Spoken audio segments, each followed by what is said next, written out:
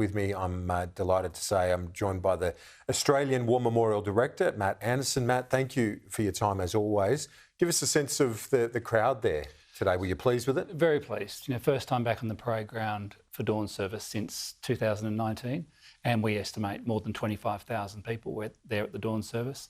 We then had the Veterans March at 9:30 this morning, and every seat was taken in the crowd. So, and then there were people standing 3 and 4 deep behind the chairs. So wonderful crowds, helped by the weather, of course, but I think also just helped by the fact that as a nation, this is the day we come together to give thanks to everyone who served. And I was very, very pleased they chose the memorial to do it. It is, and the memorial with the parade ground back open and looking fantastic, isn't it? I think, thankfully, with all the renovations that you said, and you've argued very strongly that they've been needed to accommodate the story of not just one generation, but all generations of servicemen and women. Well, that's right.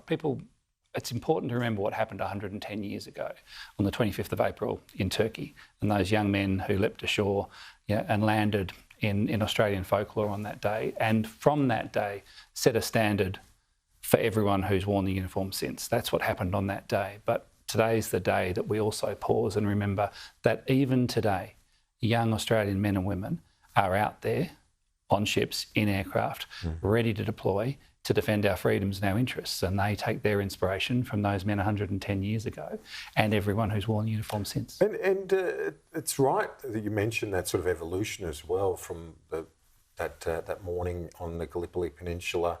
We're going to be crossing to service in about 19 minutes from now in Turkey, as we do every year.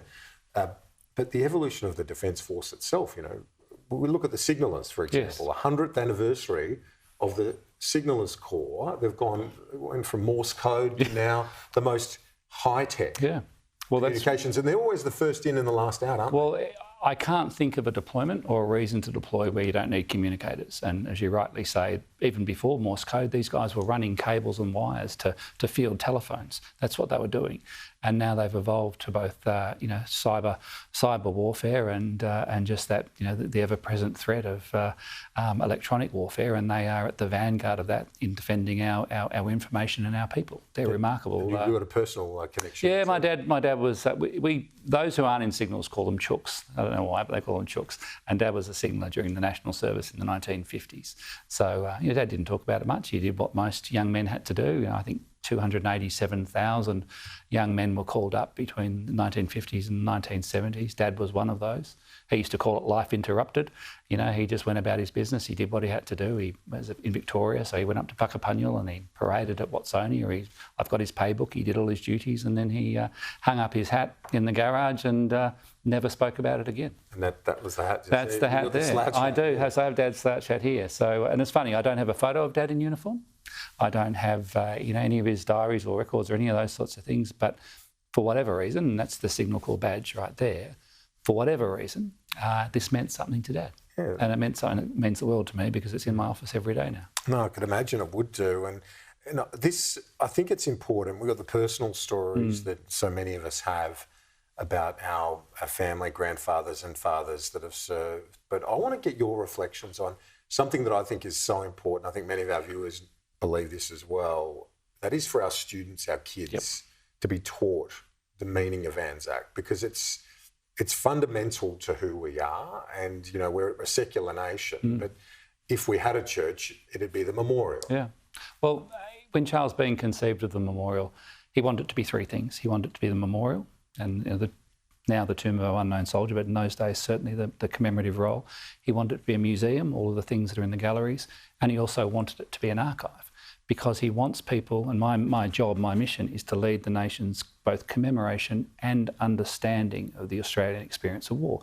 And so the 120,000 school children who come to the memorial, there's nothing more powerful in my day or my week than watching a group of Australian school children from all over the country start the day with a wreath-laying ceremony at the tomb of the unknown soldier. They'll be accompanied by a veteran who will speak of his or her service and the nature of that service, the impact of that service, their pride in that service. They will then recite the ode. The school children will recite the ode. The school children will have a moment's silence at the tomb of the unknown Australian soldier, and then they'll go into the galleries. And that to me, and whenever I'm there, I also ask them to look around the Hall of Memory. There are 15 stained glass windows. And Charles Bean said, what did the First World War teach us as a country, as a nation, as a fighting force? And when you look at the qualities he wanted of children, he wanted our kids to be curious. He wanted them to be independent. He wanted them to be devoted. He wanted them to be resourceful. And he also wanted them to tell the truth. So they were the youth and endeavour qualities. And so when kids come to the War Memorial, I want them to leave not just with a greater understanding of all of those who put service before self, but as I was listening to one of the veterans speaking today, and he so rightly said that Anzac Day isn't just a history lesson, it's a mirror.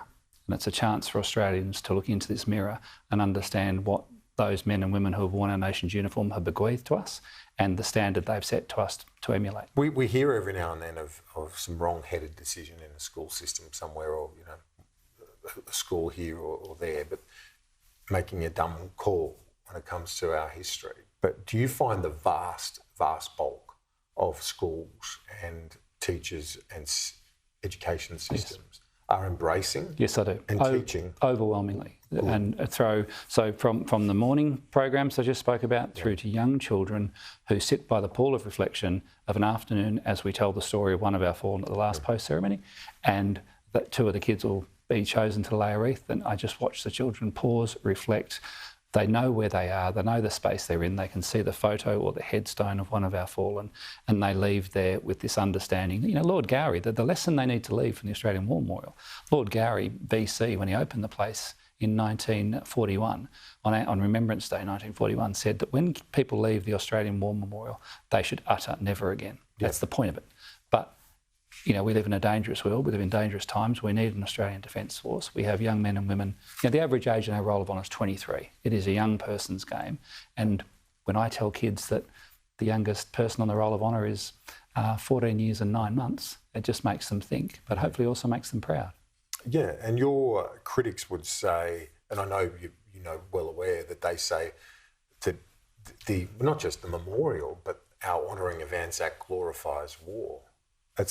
It's so wrong, isn't it, that critique? Well, I'd ask them to play the tape on Major Angela Uphill today at our national ceremony. Angela Uphill, Major, Army physiotherapist, Afghanistan veteran, mother of 2 beautiful daughters, the wife of a 20-year veteran who took his own life after his service. That's the story she told today. And that's the causes, the conduct and the consequences of war. It's not pretty. She was a remarkable officer, she's a remarkable leader, she's a remarkable mum, and she told the truth today that some people bring the war home with them, and when they do, there are consequences to it. And I just think those who say we glorify war, visit the War Memorial. Attend the last post ceremony and tell me that to my face. And it's done, the renovation, it's been reopened, but it's been done in a tasteful, sombre and respectful way. It's not some theme park. If people come and have a look, they'll see. Every single item we have in the National Collection that goes on display tells a story. I don't collect objects, I collect stories. So if I have a Lancaster bomber, it's to tell the story of the 40,000 men who served in Bomber Command and the 10,000 who didn't come home. If I put in a Bushmaster from Afghanistan, it's a battle-damaged Bushmaster that's been blown up. Those guys got to come home because of Australian technology. And when I put an F-18 into the new galleries, that tells the story of the men and the women who flew them, who maintained them, who went to Iraq in 2003, all the way through to Syria in 2017. We tell stories of service, of sacrifice, those who have served, those still serving, and the families who love and support them. Yeah, and they deserve to be told. Correct. Matt Anderson, Director of the War Memorial, appreciate your time this Anzac Day. You're welcome. Thanks, Kieran.